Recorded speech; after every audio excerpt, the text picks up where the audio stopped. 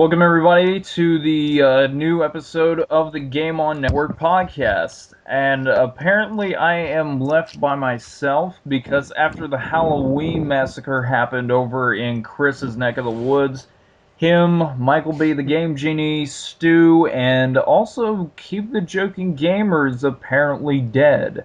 So I guess everybody else from the Game On Network site just basically joined me here in our little zombie apocalypse clubhouse. So we're pretty much just by ourselves. Phil's here. Awesome. Rest in peace. So I'll go ahead and go over some of these fine gentlemen that are able to join us for our, I believe, 5th episode, because I think Chris is working on the 4th. No, actually, no, this is going to be the 4th episode. He's still editing and finishing up the 3rd one. But first up is Brian, or also known as DJ from Retro Gamers, or Retro Bros, excuse me. Hey, how's it going, guys? You were pretty close there, I kind Kev. of slipped. I apologize. Well, yeah, I'm Brian is Doggo, if you will, and DJ is Josh. So that's our real names. Finally, it's come out. Oh yeah, I do things kind of differently here mix in those Australia. up at times, so I apologize again. That's It's alright. just No worries. No worries. It's no worries just at all. it's just one of you looks like a much more hairier version of the other person, so it kind of gets confusing at times. Yeah, That's true. yeah. One of us has a beard, the other one's clean shaven. We don't shave. We don't shave over here. Wow.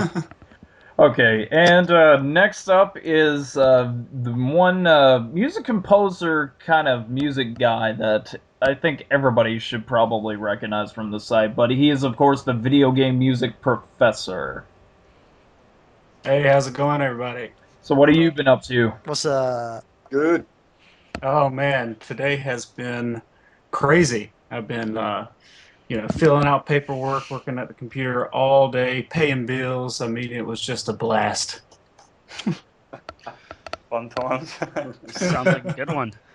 Oh yeah. And of course, next up is probably the one that's been getting a lot of advertisement lately. And we'll get to, we'll get to that a little bit here in the next few minutes. But it's Roran or Paul, or I really cannot pronounce your actual username.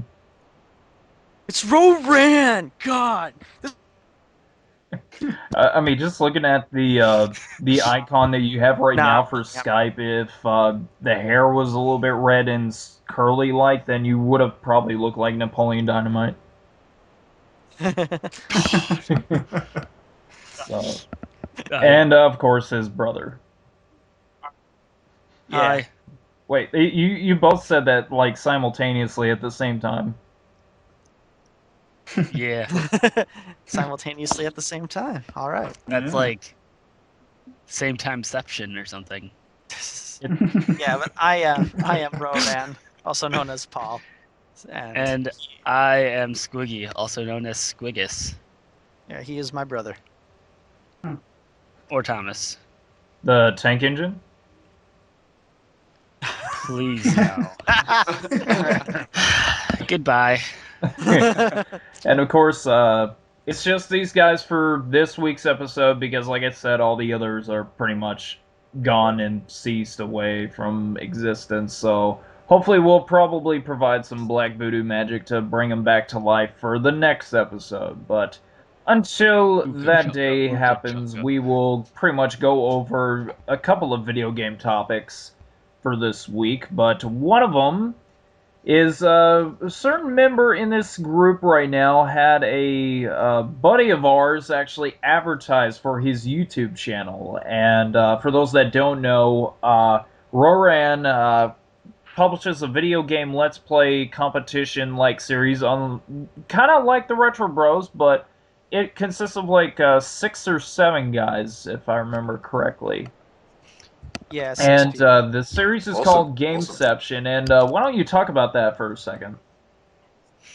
Yeah, so what Gameception is we refined, actually it sprung up, like, the idea for it just came up out of the blue one day when we were talking about custom Halo maps.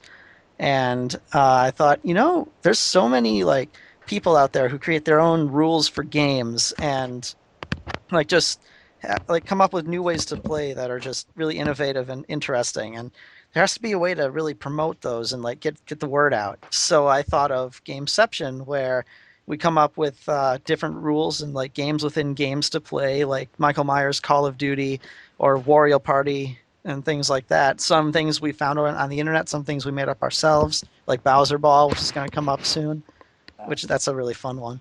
And so we figure it's a way My to idea. yeah, it was. And so we thought it was a good way to get the word out about these game types and have people try them out, because like a lot of times games are sitting in boxes with like that people don't play them anymore. This will get people to play them in new ways that they never thought was possible and have a lot of fun. Yeah, I will say that the one Let's Play that you guys did happen to do was the whole Wario Party for Mario Party 2 or 3. Oh, it was 4. Mario Party 4. Yeah, the caveat there was that we've all played a lot of Mario Party, except for like 4 was somehow the one that eluded all of us. So we chose that Yeah, one. that's still one that I I haven't want even to check played this yet. out. This sounds. Yeah, it was Sounds the first awesome. one on the GameCube, so it's like, do you get the GameCube when you're still having so much fun with your Nintendo 64, or do you just enjoy Mario Parties 1 through 3? But then, yeah, by the time 5 came out, we had a GameCube, so we got that one, and 4 just eluded us like that. That's a great idea. We just laughed when we talked about that because we remember playing GoldenEye 64 and the man with the golden gun and the level facility, and we always used to shoot the golden gun. It took us ages, but if you shoot the golden gun, it'd actually move. So we shot the golden gun all the way up the staircase into the bathroom. It took us ages. It took us like 25, 30 minutes just to get that golden gun, Just to set it up. just to set it up. And we loved it. And I think Roran, I think that's a great idea. I think that encourages gamers to comment. And there's so many games inside the game. I think that's a great idea. Well done, man. Good job. Yeah, definitely. You could say that's kind of like a Gameception to the second power. Squared. Cubed. But Yeah. the reason why we brought that up is, as I said, both friend of ours, Douglas Walker, who a lot of people usually know by the name of Nostalgia Critic on his ThatGuyWithTheGlasses.com website, had most recently got done with a a campaign or something like that Yeah, it was an Indiegogo campaign to improve his studio and get some funding for a game show that he's hosting, or that Brad Jones is hosting, but it's going to be hosted in the studio. Yeah. So yeah, so he had an Indiegogo campaign, and one of the tiers was that he would put a link to your show on the website, and I was bummed because I found it too late and all the spots have been claimed. But then I was watching a second time and I saw a super promotion right underneath that, and it said he'd actually put a trailer for your show at the end of one of his videos, and then he put a link at the bottom of that. And so I said, "Oh, okay." So I pledged to that, and obviously he got his funding done, so everything was fulfilled, so that he would. So then, yeah, I was the first one actually that he promoted. I came after his Devil review, and there are 2 more people who pledged that amount, so he's gonna plug those 2 as well, and hopefully they'll be just as successful as I've been. And how much was it again that you actually pledged when he was doing that promotion? I believe it was $1,250. Wow, that's a lot of Yeah. money just for advertising. It was, but it looks like it's getting to be money well spent. Because so it's from what we've seen, it's basically excited. just $1 per subscriber so far, but you're getting a lot more than that now. and it's only been the third day that it's been up. And this is like the little conversation I remember having with you about a few days ago, because I was even saying, it's like, before the advertisement happened, I saw that you were at like what 9 subscribers, and then like 2 days later, after looking back, I see that you've like immediately went up to 500. Then the next day you were at 1,200, and then now today you're like at 1,500, I think. Yeah, That is awesome. Wow. it's just Congratulations, that's incredible. awesome. I am floored. And the reception's been both positive and negative at the same time, but that's criticism well spent, at least. A lot of trolls. Yeah, a lot of trolls, and like Thomas was saying earlier, that what was it like? Success breeds. Success breeds jealousy. Yeah. Success breeds haters, is Uh-huh. what I think I said.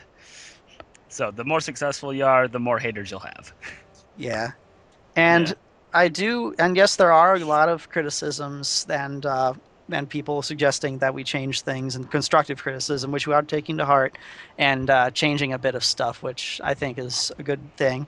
There are a lot of people who just outright say this is terrible, but I mean, yeah, I understand, but you gotta kind of ignore them and just do your own thing because if you just do what you love and just be yourself, people are eventually gonna come and watch you. And because the number of subscribers we have really greatly outnumbers the amount of hateful comments we have. Exactly. So, Yeah. Yeah. and I mean, look, even just using Doug as an example, he's the flagship user of Blip TV. He makes his money on that site, and like millions of people, thousands, not millions, but thousands of people watch him enough that he can make a living doing what he does. Yet everywhere I turn, and even in my main group of internet friends, I see hatred for him. Like nobody that I know likes him except for people I know personally. In real life, all my internet friends hate him, and a bunch of other people were bashing his Indiegogo campaign about saying like, why does he have to do that? He makes so much money. It's a waste of money and time. He's not even that talented. But so for all the hate he gets, enough people like him that he still can be successful. So I think that's what's happening with Gameception Yeah, right now. I actually remember what was it like a probably about a month ago that Gamester 81 was doing I think he's still doing the campaign right now to get Gamester 81 the video game to come out, and it's for the ColecoVision, and it looked pretty promising, but at the same time it was like both positive and negative comments at the same time saying that the game looks terrible, or the fact that since AVGN released his own game that people are starting to think they could create their own game. But Gamster's been on YouTube since I believe 2008, so I would probably say that, you know, if he wants to create a game based off of his YouTube channel, I mean, by all means, I'd support the release. Mm. Yeah, just do what you Definitely. want. Exactly. But Well, I think the thing with Gamester was that, he wanted to make that game and he loved the ColecoVision. I mean, he really had this love for that system. So a lot of comments he got was about, he's trying to get rich off of his like likeness or his YouTube video, or his YouTube account, his channel. But if he wanted to get rich, why would he come out with a ColecoVision game? Yeah. You know what I'm saying? Like he could have done something a little bit. I mean, I think he was doing something that he wanted to do and people wanted him to do. And of course, the trolls are going to come out and say, he's just money grubbing or he's just whatever, egocentric or whatever like that. Well, screw him. He's doing something that he wants to do and he's having a good time. So good for him. Yeah. If he makes money about it, complaining about it isn't going to lessen the amount of money he makes. If anything, it adds to it. Absolutely.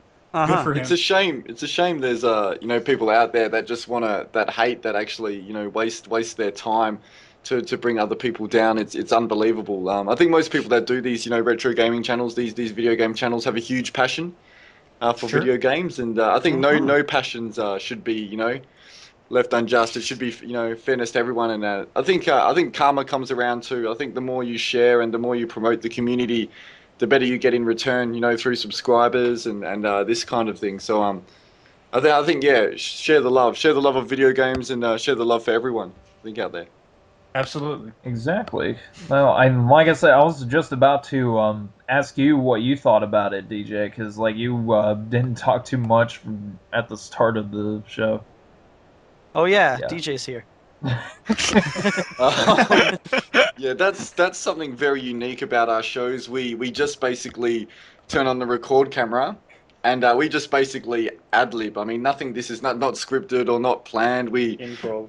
improvisation 101. We've been friends for a long time, and I think the chemistry there is very very good, and it's just fun catching up with friends as well, and that's our natural selves coming across camera. And I think that's important as well to keep that freshness and not to change who you are when you're coming out, especially in video. That makes, I think that shows on camera. And we just love talking and making stories as well. So that's good. And then even the better part, the serious competition, we like to beat each other as Yeah, well. because you guys have usually, for the most part, had some really good comebacks against one another. Because I know, what was it, Micro Machines that you guys were playing a competition on? Oh man, yeah. That was Oh, one of my wow. favorite videos that you guys published for the channel, because those matchups were like so head to head. It's intense. It's intense. It is actually like it is so intense. Like Mario Kart, Micro Machines. It gets intense, and it does come down to the wire. When we stop recording, mate, we're killing each other after whoever lost. Seriously, Pissed that's one of the big reasons why I enjoy having like you guys and everybody in this call here on the site, because it's the type of original and entertaining content that I think people really do deserve to check out. So Thank you very much. Yeah, that means a lot. And look, we're I mean, obviously subscribers are good, but at the end of the day, we're not really in that for that. We just want to meet new people in the community, share our experience, and just Have fun. have a good time as friends. Yeah, I think that's what it's about. Absolutely. all right. Mhm. So, with that little tidbit out of the way, just again, everybody that's listening to this right now, just basically check everything out on the site, including everybody that's on here in this podcast, because each of their videos are very different and original and awesome and super special, cool. That made any sense in that. So we're going to go ahead and go on to the first actual topic before that, but I mean, that was still an excellent way to spend almost 20 minutes on. All right. Game on Network update. And if Oh, you weren't inspired to do great things by that, then yeah, I don't know. Because that was a very inspirational 20 minutes. Then there's no hope for you. okay. Let's go ahead and start off with the I'm Game on kidding. Network updates. If you guys want to each go over what you guys coming up for either next week or this coming month, feel free to start it off. Well, for Gameception, we are posting Mike Myers Part 2. Actually, no, that's in 2 weeks. Next week is actually, I don't have it on my calendar. It's the Team Fortress 2 Mushroom Mix-Up, where we found one night with our friends on the Gameception PC edition, we found a Mario Kart map for Team Fortress, and in the second part of the world is a Mushroom Mix-Up, like a fully programmed Mushroom Mix-Up game. And so we decided, hey, this will be fun. So we recorded it for Gameception, and it actually is pretty interesting when playing with spun up heavies. Yeah, so that's next week for us. Don't remind me of what that was like. It was painful, but fun. Okay. Let's see. What was it? Crap. Video game. See, I cannot even speak the name at the same time. Video game music professor. What do you got coming up? All right. I've got. Let's see. My next episode will drop November the 15th. It's going to be on Star Tropics, NES Classic. Really hard to find good information on the composer for that game, and that's why I'm doing it. To do a lot of research on that, and to explore that musical style. But also, I'm debating. I'm thinking about it. And maybe you guys could shed some light on this. I have a lot of people who watch the channel who afterwards comment that they don't know how to read music and that they're very interested in learning. So I'm thinking about starting a series, basically instead of Let's Play, Let's Learn. Let's learn how to read music. So That sounds awesome. maybe I could do that. You know, very short videos covering one topic, very basic, starting at the very beginning. You know nothing about music, and you want to learn how to read music. So that's what I'm working on now. We've got the Star Tropics episode, and I don't want to interrupt normal VGMP episodes at all, but I do want to start another where I teach people how to read music. That sounds I like think that's a great idea. Great idea. Mhm. Great idea. Very, very think, absent skill.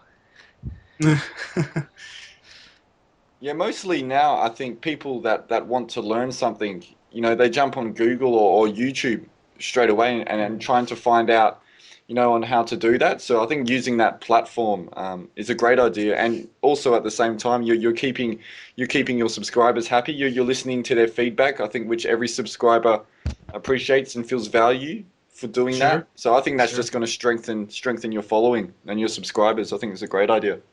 Neat. Yeah. Thanks. Plus, having how-to videos, everyone searches for how-to videos. So having that on your Yeah. channel will actually drive views, because then they'll Sure. see that, and then they'll find your other show about video game music, and they'll stick around. Sure. Well, I think I don't know if I could pass on anything, or if I do anything with my channel. You know, teaching someone to learn how to read music. I mean, music has been a huge part of my life. You know, it's my job. It's my hobby also. You know, apart from video games, of course. So, you know, if I could give that to someone, at least in some way, you know, it seems like a good idea. So, yeah, I've got the first episode worked out for that, and we'll see when we drop it. You know, Definitely. Excellent. Like the bass. that's right. Drop it like the bass. Something you hear in the orchestra all the time. Drop the bass. Drop it. Of the bass. All right. Anyways, DJ, what you got coming up soon? Well, we actually I just bought. I'm really looking forward to playing it. Actually, it's been a long time. A long time. Arch Rivals on the NES. So Awesome. we played that when we were younger. Yeah, and we had a it's lot gonna of be fights awesome. playing it. Yeah, we can't wait to play that. So there might be a few punches thrown in the video, which would be fun. And we're going to line up the very first FIFA soccer game on the Oh, Mega wow. Drive. Yeah, that's going to take us back 1995. Yeah. That Awesome. game came Well, out. 94, I think. 94, yeah, 1994. So that's going to take us back, and you know, these games, you know, it's interesting. What, you know, especially the game conception. You know, do you guys think that, you know, like the gameplay? I mean, you know, graphics are great these days. You know, like, you know, the speed and what we can see. But do you think sometimes these current games are missing, you know, that retro gameplay? You know, because game designers had nothing to work with rather than just like addictiveness and making their games, you know, playable. Yeah. It's a lot more Yeah. difficult to make a addicting game on limited software. Yeah, that's Sure. it. Yeah, but Sure. we're excited. We're excited. That's going to be NBA, Arch Rivals, and then the original FIFA. We're doing a bit of sport. We're getting fit. We're getting. Oh, and maybe a wrestling game. I'm thinking we haven't done a wrestling game yet, so I've got. We used to love playing the Royal Rumble on maybe the Super Nintendo. Or Super Mega Drive. Nintendo. Yeah. That was a great game, so we might try that. Cool. But we're excited. We're getting sporty. We're getting athletic. we're getting fit. You know, our calf muscles are ready to get strong. Stretched our hamstrings already. We mate. stretched our hamstrings and we're ready to rumble. Although it's still pretty early, we only just got up like half an hour So ago. it's good. Yeah, because Good I morning. remember when talking to you guys, I remember you just said like a minute ago that you just woke up. Yeah. And it's like, shit, I better check out what's going on with this thing. And it was like, 7:30, and you said you were about to start, and I was like, damn, get up, man, get up. Get up, yeah. So you literally jumped on me, which scared me. That must have been painful. Haven't even had my packet of biscuits yet. No, I need my morning packet of biscuits, but we're here. This is good. Very excited. All right. And I guess, well, Thomas, I guess you're basically a part of Gameception, but do you have anything going on for yourself? Um, well, not really other than that. I know I filmed Paul and I filmed the first episode of a Pokemon Let's Play gameception that we're gonna be coming out with at a later date. Yeah. And Do you want to yeah, elaborate on so that? what? You want to elaborate on what that is? Well, we're gonna be going through each generation and doing a gameception style playthrough. So we have a blue version that we're going through on doing a Rocket Grunt challenge. So limits which types of Pokemon we can get to only ones that the Rocket Grunts use.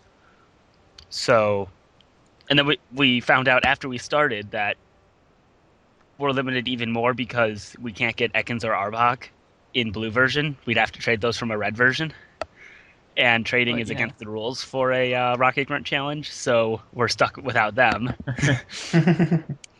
So that this is going to be interesting. A lot of grinding involved. Plus, I don't know when it's going to come out, but you and Sam from our show have your own spin-off kind of show as well. That's Yeah. actually, we're in the middle of editing that right now. It's very entertaining. Oh yeah, gamer and a drunk. Oh, that's. Wow. Typically the same person, but this is Well, yes, but Sam doesn't drink, and I've never played Jack and Daxter. Jack and Dexter. Sorry, I almost called it the other name that we Ratchet and gave it Clank. during the show. Yeah, don't spoil that. No, yeah, but yeah, so it's a game I've never played before, and he's doing a playthrough of it, and he's played through it like a bunch of times. So, It's my phone. Most excellent. And, well, I guess I'll go ahead and go over some big announcement that I know the members of the chat already know is exactly what's coming out. But for those that have not been informed, that I'm actually currently scripting for a series that I'll be releasing. I really want to do it before MagFest comes up. And the series that I'm working on is a rare video game, pretty much documentary series that talks about the history of why games are hard to find, and basically ones that have like a good deal of history about them. But the series is called The Uncommon Valley. And I'm gonna try to get a buddy of mine to help me record out in a nature trail area, to where you'll have like scenery for people to look at, and while I'm talking, I'll be just walking at the same time, basically getting my abs to work out at the same time. So I'm actually really excited about that, and it's cool. I guess I can actually reveal as to what the game is that I'm going to talk about first. It's one of my favorite NES games, and I'm basically going to be talking about Tengen Tetris. And a lot of people have probably not heard of that version of Tetris before, but it's a pretty uncommon Tengen game that when it was out in 1989. But there's a lot of history about it, and I personally cannot wait to get to recording on the first episode. So, Awesome. That's really Yeah. cool. that Yeah, sounds yeah, really like I awesome. said, there's like rare games the, that surprisingly have a good amount of history about them, and I want to try to at least get my hands on a good amount of them. And if the series gets a lot of publicity from it, then I might actually start taking in donations from different people, because there's a buddy of mine who lives in Massachusetts that actually has the Zelda games that were from the CDI, and I know there's like a good amount of history on those, so I definitely want to try to get my hands on them to actually use those for one of the episodes when I get to it. I wonder what's for dinner. Oh, yeah. Actually, I was thinking about this CDI earlier because there's a McDonald's by our house that I remember back in the day they used to have video games there, like a GameCube Oh, and yeah. stuff. But before that, I remember there was this game they had there called The Cran Factory, and I was like, well, I didn't even know what it was called. I just knew there was something about a crayon factory and a character named Mr. Penn, who I guess was the bad guy. And so I Googled it. And so it said the Crayon Factory from the CDI. I'm like, CDI? Does this mean that McDonald's had a CDI? Does this mean And- you played the CDI? Yeah. So apparently, long ago, before I knew what it was, I had played a CDI of the Crayon Factory game. And then I learned all about the CDI through YouTube Poop. I think a lot of people Squad-a-la. have actually learned about the CDI through YouTube Poop, but it's funny that you mention about like finding it over at McDonald's. We actually had a couple of CDIs over in our high school's library, and one of the games that I was able to try out for the first time was Hotel Mario. And I was using the same exact controller that James Rolfe used in his review of Hotel Mario. And it's The wireless just one? as bad as he says it is. The controls is just so clunky, and it feels so weird in your hands because you don't know how the proper way is to like hold the controller. Oh, wow. So it's bad, but the game was decent for the most part. But still, I cannot really imagine playing Zelda with that controller ever again. Press down and I crouch. Great, I'll grab my stuff. Or else you will die. Yeah, I think we've memorized the whole cutscenes on all of those. I probably couldn't recite them in the proper order, but I probably know all the lines. There's a test. There is a test next week. Study hard. There is no time. Your sword is enough. Great! I'll grab my What? stuff. What We're happened? talking about Zelda. Yeah, I mean, Zelda is the ultimate game. I mean, See, DJ was a big fan of Zelda, but I'll be honest with you guys, I have never, ever played any Zelda game. and that's why we're not friends Oh. because wow. he needs to get a life. He needs to Doggo needs to get a life and understand that Zelda is one of the ultimate games of all time. And you basically haven't breathed life. You know what I mean? You haven't experienced life at all if you haven't played Zelda. So he What was- knows that. I've And he played cries barely himself any to Zelda sleep. games, and that's more than Paul. What was funny is I was playing a bit of. I was watching Thomas play original Zelda on NES, and I started playing Ocarina of Time before other things Oh my came up God. to distract me from finishing it. But I was playing it, and I'm like, wow, this is like exactly like the old NES Zelda, only 3D, and it's like amazing. Like all the enemies are here, all the like game mechanics are here. It's just 3D, and it just amazed me because I thought That it would be water something temple was a completely nightmare. different. Not to I like did not to not say that's find a it bad difficult thing at all. or anything, but it was great. Awesome. No, it was actually pretty easy. The water temple. Yeah, Except the it's- water temple. Oh my It's God, just I not struggled. straight- I struggled. Okay, the water temple was not difficult at all. It just wasn't straightforward. There was a lot of doubling back. Yeah, there was. Other than it was long, not hard. Took me a long time. Maybe because we're in No. the southern hemisphere, it's different. Well, I mean, the toilet does flush the opposite way, so. Yeah, it does exactly. So the water was going down instead of up, and it was I was crazy. just gonna say, so the drains cause it to fill. The sewers That's are right, backing up exactly. in Hyrule Unbelievable. You know? underneath The the Oh, Hylian crazy. plumbers were like very Not lazy. as good The as union was on Jumper strike. Man. And we didn't have Epona the horse. We were using kangaroos Oh, to go to Hyrule. Yeah. And now there's a manly mount for you. Yeah, Wow, this went kind of down south from what I was actually saying. Yeah, all our, we always tend to go on tangents. Oh, it's fine. Sorry. It's a good way to pass time on the podcast, so that's basically good. Okay, well, since everybody's done with their updates, we'll pretty much go on to what is supposed to be the user question of the week, but since there was no recordings for this week, I basically figured I'd ask a not personal question, but something on the lines that, a lot of people in here pretty much use video game footage for all their videos. So I figured this would be the topic of Let's Plays. Now, I know there's like games that are out there that, can cost a lot of money and you just can't afford it, so you would have to resort to what a lot of people consider the evil temptation way of playing games is emulation. Now, the question for this week is, do you guys prefer to actually play with the real cartridges or discs, or if money is the problem, do you resort to emulation?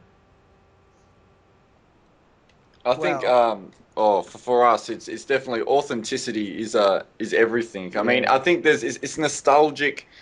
Like even the Grabbing those old controllers, there's nothing beats that. The NES controller, the little square, and the SNES, and that's what it's all about. It's using the old school controllers, trying to even blowing in a cartridge just to make sure it works. You know what I mean? I'll That's do what it's that all about. today. getting the dust out. Yeah. Yeah, definitely. It's like for me, it's like music as well. Like with the like having a CD, with the artist and the print on it. It's just I don't know. It's for me, it's more authentic. Look, emulation. I mean, we live our lives on convenience as well. I think convenience is important in life, and emulation does offer that. But for me, it's for us, it's definitely the authenticity, the playing the real controllers and then the real consoles. Okay. yeah, and I noticed from a video standpoint that I experimented with. Thomas and I were playing a race in Mario 64. Him on a NES N64. 64. Jeez, and me on an emulator. And the video on mine was extremely sharp, Yeah, and quality. like that must be how it was actually programmed in the cartridge. But when it goes on an old CRT, it like softens, and there's not as really hard like stuff anymore, which is interesting. Also, the colors are way bolder and different, and so it's just interesting to look at.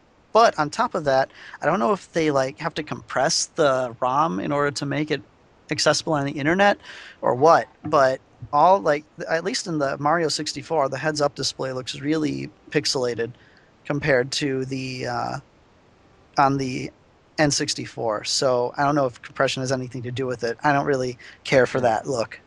So yeah, authenticity as Yeah, much as it possible. might I agree. actually, when they export the ROM onto the computer, I think that might be because of I don't know if it's a glitch, but it could just be because they're trying to dump the ROM onto like a save document or something like that. But that might be the problem with it. But well, yeah, that's kind of the one question I always usually ask, but I don't know, like if sometimes people don't have the money on hand, like it can be a convenience, but I usually like the actual convenience to play on physical hardware rather than using your computer desktop or laptop or whichever you use to do your videos on. But Hmm. um Plus, then you get that authentic yeah, experience too. And like Yeah. AVGN said, he said, "Why don't you play an emulator?" He said, "Well, then I don't get the like if a game dies or glitches or there's like a bad sector or even if there's like a certain glitch you can do with cartridge tilting or something or just there's something that's missing on an emulator." Yeah. Oftentimes on an emulator, unless well, like I'm somebody who doesn't have USB controllers that I can hook up to my computer. Like playing with a mouse and keyboard when you weren't meant to just doesn't feel this. Using your fingers instead of just your thumbs just doesn't feel like you're playing the right kind of video game when you sit down. Like I played the original Legend of Zelda my uncle's NES, the GameCube port that came with the console, and and an emulator, and uh, my favorite of the three ways to play it was definitely the NES. Sure. But as far as like the cost factor, if I can't afford it, then I generally don't play it because by the time I go and download a ROM and everything, I realize that there's something more important that I should probably be doing, like something for school or work. well, Well, I think there's like there's that. something that everyone's hit on. Everyone's been really accurate so far. Like as far as whenever you're going for that experience, like when I'm playing games that are not for the channel, I mean, I want to sit there. I want to look at the TV. I want to have that experience, the controller in the hand, the real cartridge, and that sort of thing. But I do want to say that emulators do have their uses in a way. I mean, I'm not trying to disagree or play devil's advocate in any way, but emulators make recordings a lot easier for a lot Oh, of I'll people. agree with that. And while I'll go ahead and say disclaimer, I never encourage anyone to pirate anything at any time, and that's why I go to great lengths in my video to say here's how you get the cartridge, here's how you get the soundtrack, the physical release, um, the real thing, and I want you to go and buy it because I have the physical versions of all the games I cover. And if I plan to cover it, I want to have that game, the real cartridge, the real disc. Um, and I believe in that. I think it's very important. But as far as capturing footage with the kind of video that I'm doing, at least from my own perspective, um, pointing a camera at the screen or trying to use a capture card, which in and of itself was kind of complicated for the videos I was doing, was not that wasn't very time effective, and the video quality was just terrible.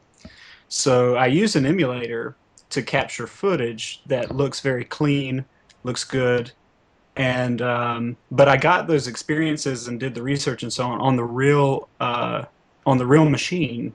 Um, so yeah, they definitely have their uses in that way. Mhm. And you don't get the instruction booklet on an emulator. I mean, the Absolutely. instruction booklet Yeah. is the most important part of the whole game. It's got everything inside, and emulators just don't offer that. So I think for the instruction booklet as well, always get the original. Mhm. Right. Well, Absolutely.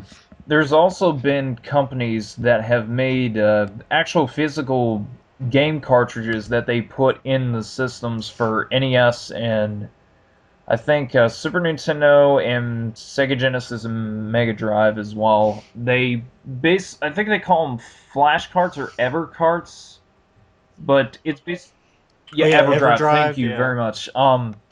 They take the ROMs from the computer and they actually put it into I think an SD card, and then they just play it on the physical hardware. So that can still count Hmm. Hmm. in its own right, like emulation, but at the same time, yeah, it's better to actually have the physical stuff so that way I don't know, it's just a lot more better to play with the real stuff. But still, convenience can be very handy, especially if you're working in a retail environment to be able to sell stuff like this. But at the same time, it's also convenient for people who don't have much money on hand to be able to play these games on the side for free if they do not own these systems unless they are the current Yeah. generation stuff, which companies have to make their living that way, so you still have to at least support them that way.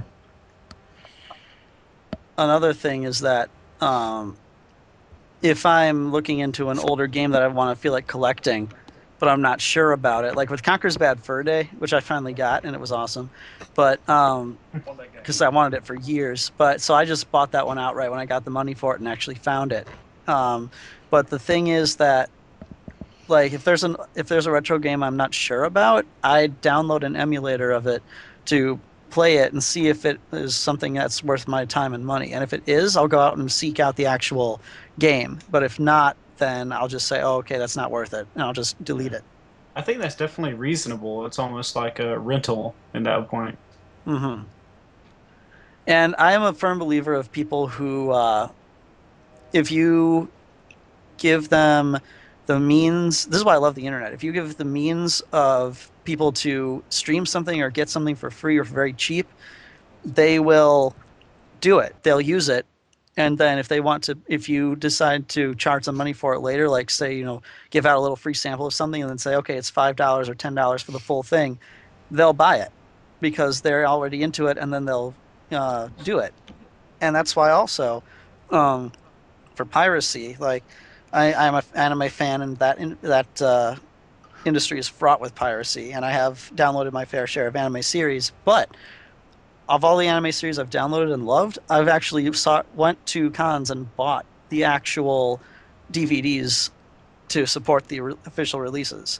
So it's like almost like try before you buy for me. But I have the conscience to actually go and buy everything that I like, as opposed to keeping it forever. It's funny that you brought up the thing about anime being one of the biggest problems with piracy lately, because I actually did the exact same thing most recently, and I remember doing this with a couple of buddies of mine.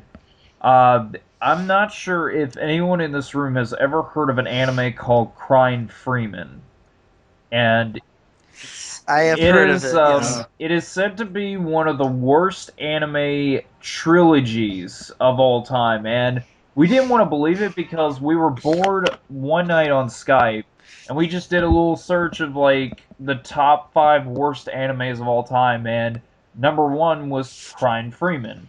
Or actually, no, it was something before Crying Freeman, and then it was Crying Freeman. So we decided to do like a marathon, and it'd be like one movie each day. We saw it all, and we thought it was the funniest thing ever, but it was basically a Japanese emo-fied version of James Bond. And That sounds and amazing. one of the scenes was that we thought was like the funniest thing that we saw was a fat lady who is an assassin and wears pink long sleeve shirts with like geisha makeup, which look like it. And so you just see like these guys trying to shoot her down from a cornfield. They shoot the plane. She jumps out, and she lunges towards this one guy in the cornfield, opens her mouth, and literally eats him whole. What the hell? I thought that we were like, seeing something off here, but no, that was the actual footage, and I basically went out to a flea market, and I found the complete collection from ADV Films in English dub. We only saw the Japanese version, and I bought it for at least $1.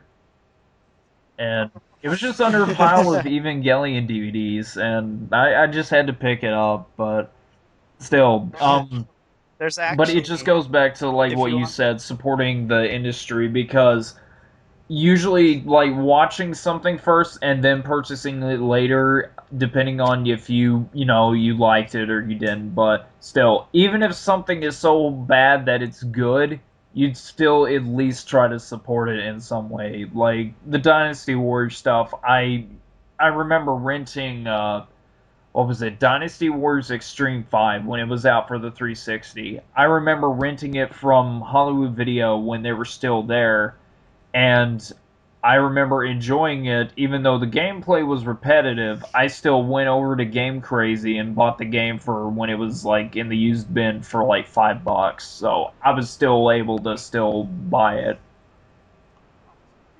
Nice. We just talking about Conker's Bad Fur Day as well, and we just went on eBay, Australian eBay, and we just checked it, $150 just for the cartridge, for the cartridge, and then how much did you pay for it, if you don't mind me asking, when you saved up? Those are Australian dollars, right? Yeah. Yeah, in the States, I got it for 50, maybe Nice. a little over 50. Oh.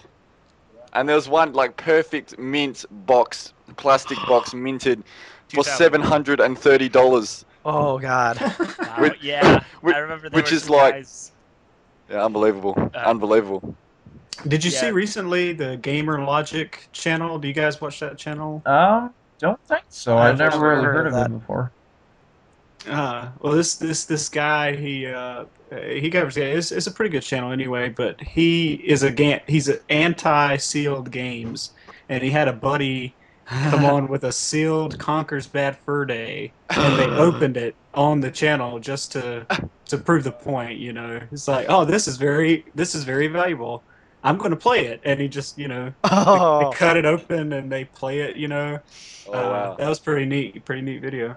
Did you guys have like any friends, like growing up? Like I had some friends that always, like they protected the box and the cartridge and their controllers and that was like their life. Like I love taking care of my stuff, but did you guys have any friends that they were just like left games lying around or games just like perfectly boxed, the boxes can't have any scratches or anything on it?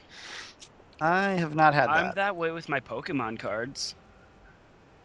Hmm. Like when it comes to my Pokemon cards, I'm like really, really always super nervous about any of them that are even just a little Oh, bit believe rare. me, I But- used to own like a Team Rocket Blastoise, and that thing I remember when it first came out was like a $30 to $40 hollow, and I remember pulling it out and I Yep. immediately put it in like its little protector. Yep. Wow. I think it's good to you gotta take care of your stuff, Mhm. Yeah. I actually Well, now did when I was getting my Super Scope for my SNES. Oh, the Super Scope. Yeah. I thought, you know what? We want to do this for the photo shoot for Gameception. We need a bazooka looking thing for the Joseph Gordon-Levitt character, Arthur, because he has an SMG, but there's no SMG for video games, so we did a Super Scope instead. So I bought it, and it came with 3 Super Scope games and a sealed Super Scope game as well. Like new, freshly Yeah, I sealed in think the it was box. Metal Like nobody's Combat, opened wasn't it. Yeah, Metal Combat, yeah. And I'm not going to open that because that's like so amazing. Yeah, that's unbelievable. Yeah. I remember the Super Scope. I actually did buy one over here, and it was just a crazy idea for a console. Like Nintendo did the pistol, like the gun for Duck Hunt. Yeah. And then I Yeah. think like the designers just go, well, if we've done a gun, maybe how about we just do a bazooka instead? You know what I mean? It's Lots of uncomfortable steps. but very fun to use. It was Yeah. awesome. It was a great idea. Great idea. Yeah. But in any case, that's it went on a little bit longer than I thought for the discussion based on Let's Plays and stuff like that. But still, that was a really good discussion, at least. Did we ever get around to actually talking about the Let's Play? I mean, did you want our opinion on what we think about No. Let's It was Plays?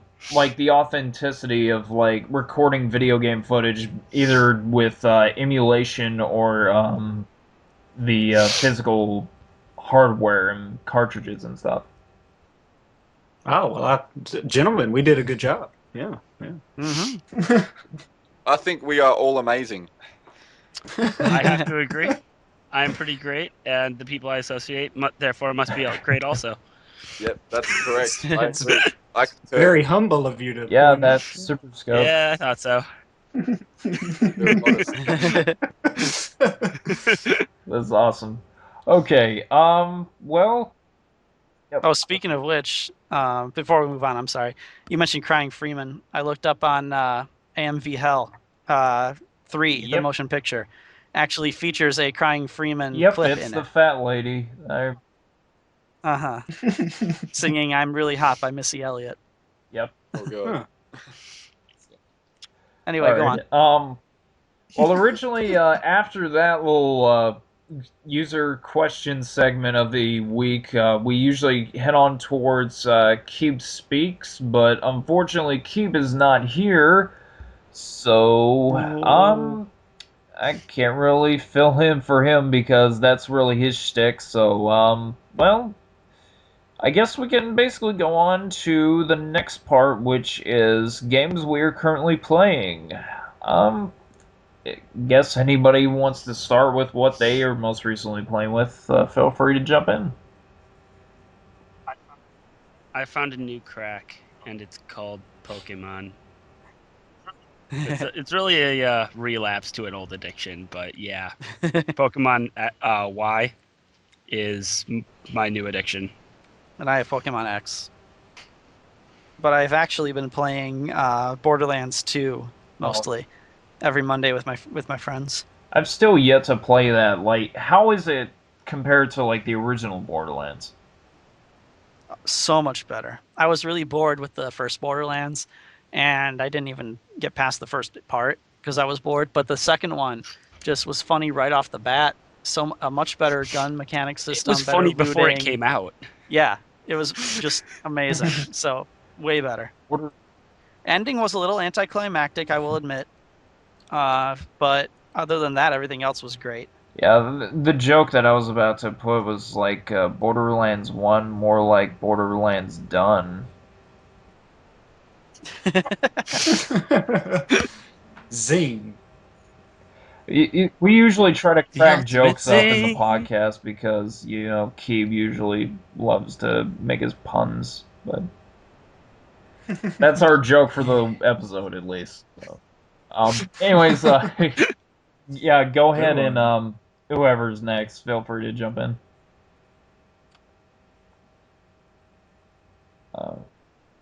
Let's Anybody? see. I don't want to talk too much because they're all games for the show, which I don't want to spoil. But they're actually you guys could be really helpful. I've got a gap. This one episode, I don't know what game to do, but I've got it narrowed down. Streets of Rage 2, Mega Man 6, and there was another one which I can't recall off the top of my head. But yeah, I'm running through those games now and trying to figure out what would be the best episode. So yeah. Well, a lot more people pretty much affiliate with Streets of Rage 2 a lot more, but I would like to actually see probably an episode on Mega Man 6 because I remember playing that game a little bit. And it's Yeah. Mega Man 6 when it made the jump in like graphics to No, the that was SNES? Mega Man 7. Or was that 7? Yeah, it was 7. Yeah. Yeah, there was like a really big update in gameplay for Mega Man 6. Yeah, it was a slick game. It doesn't get a lot of love, but yeah, that game and Streets of Rage 2, I both recently ran through them. And there was another game in the running for that. I think it was Illusion of Gaia or something, which I played recently. That I don't know. They're both. I'm sorry, all three really good games. So we'll see. All right, DJ, what about you? I am playing Professor Layton on Nintendo DS. I love that. I love that game. Did that get a big in America? I mean, it's quite popular over here for NDS players to play. Well, Yeah. There's a few people who like it. Yeah. It Yeah. it Just it was a Oh, game sorry. that everybody at least had heard of. There was like almost nobody who hadn't heard about it, but okay. I don't think it was super big. Okay, cool. What about Black Ops or Call of Duty? Because I'm actually playing that quite a bit that's still. probably America's #1 game right now, unfortunately. Yeah. Heard of it. Yeah. Did you say unfortunately or for children? Still, unfortunately. Both. I'm kind of hanging Both for apply. Ghosts to come out. Yeah, I know Ghost is. Actually, no, Ghost is about to be released pretty soon, ain't it? This is like actually, if we can do it for Gameception, we'd all like to play Michael Myers in it. Because like Michael Myers is our favorite game mode we've discovered so far, and so if possible to like keep with the times, we've probably like the only time I'll ever buy or rent or anything a Call of Duty release the day of would be this one, so we can play Michael Myers in it. Nice. Nice. If Doggo is not playing Call of Duty, he's playing Call of Booty. So he like. Aw, yeah. Or something. Okay, so let's see. I guess I haven't really been playing anything else. The only game that I guess I've been playing is SD Gundam Capsule Fighter, which is a free-play game for the PC. And I guess the recent update from Minecraft is the other thing that I've been playing as well, because they now officially have stained glass, so I can't wait to build stuff out of that. Ooh. I can't wait to get a computer that I can run Minecraft on again. I miss it so much. Yeah. So now we can officially make stained glass for churches now. So That is so cool. Are they like full blocks it's of it or I panes? think it's just only glass panes and blocks, but I have not checked to see what you can make them out of. Okay. But it would be cool if you could do it as panes, because that way you would be able to use like more than one block. Mm-hmm. I'm thinking if they throwing those into Technic would be Oh awesome. yes. I played a lot of Technic. When I played solo, I played Technic. When I played with a group, I played standard because we just didn't want to just play with Tekkit because it's just not as fun as Technic. So As someone who does not know much about Minecraft, what is Oh, Technic? yes. it's a mod pack. Basically, there's 1.5 million mods for Minecraft and then some. And Technic is a group of mods that generally work really well together. There's a couple things that don't cross over well, but they add in a bunch of different types of technology that you can use. Like there's one for a bunch of different types of rail cars. You could have a and jetpack, electricity. solar energy, Wow. nuclear power. You can make nukes, and literally. you can have a laser that can, well, laser things. Wow. Yeah. There's this one orb you can make that just mines like a 6 by I think it's a 6 by 6 by 18 chunk in front of you, and just destroys all the dirt and rocks, and all the mineable materials are condensed into a little ball that you pick up. Oh, that is so cool.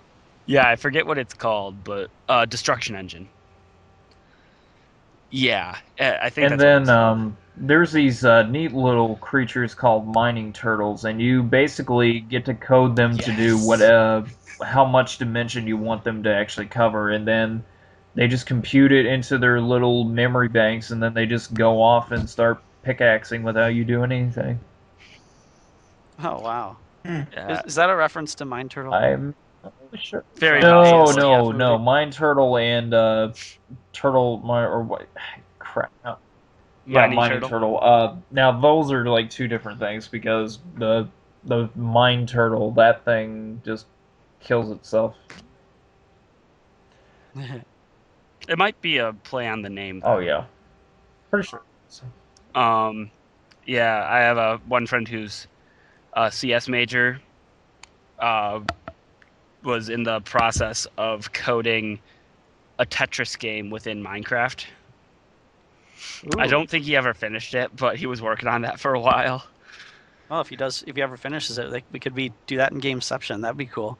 That would be. Yeah, and I know somebody even coded the entire Star Wars New Hope movie just in Technic, which I thought that was pretty cool because they were doing that on the That is computer beautiful. program for the game.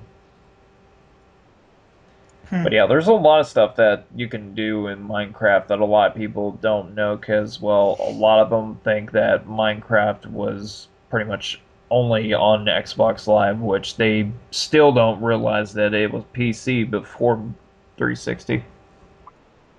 Which I don't see how that is Yeah. possible. It's like, how can you think Minecraft works on a console? It does, but just not as well. No, it can't. Now, Terraria, that's something that doesn't work well on console. Like, I don't understand how you could even do that on console. It's so mouse-driven. I don't understand how you can do Minecraft on a console, even on like a mobile device. It doesn't. Plus, work. crafting stuff is a lot faster when you do it on PC because it's just yeah. For one, you don't have a shift key on the console. Though it does get annoying That's with the shortcut, sticky right? keys whenever you try to crouch or try to do some kind of like. Yeah, Oh, I don't use sticky keys. I turned all those off. They're annoying. but it still asks you to turn them on if you tap it enough. Yeah. But And that's what gets annoying with it. Okay. That's pretty much it about the crap, I forget. Oh, the games that we're currently playing. You know, it's a little late. Okay, so we've been doing this for well over an hour and close to 5 minutes, so I'd pretty much say if nobody else has anything else to discuss over, I guess we can basically finish up the episode. Cool. All right. Sweet. That's sweet. cool. But in any case, that's it for episode 4 of the Game On Network podcast. And again, thanks to everybody for filling in for the dead original host, because now I'm like last man standing. That's Thanks heaps, Kev. Thanks for the invite, mate. Thank you, Chicken Wings. Yep. Thanks for Yeah. having us on. Thank you. It was Thank fun. you, Kevin It's Wings. not a problem. Once again, guys, for those out there who are listening, send in your user questions of the week. Believe Chris usually says his email address that you send the questions over to. And of course, we will also try to get this episode up on the iTunes feed, so that way you guys will be able to download the audio. But I'm pretty sure video is just as good. So, again, thanks to everybody else for dropping in for this week's episode, and we will hope to see you all on the next Game On Network podcast. See you next time.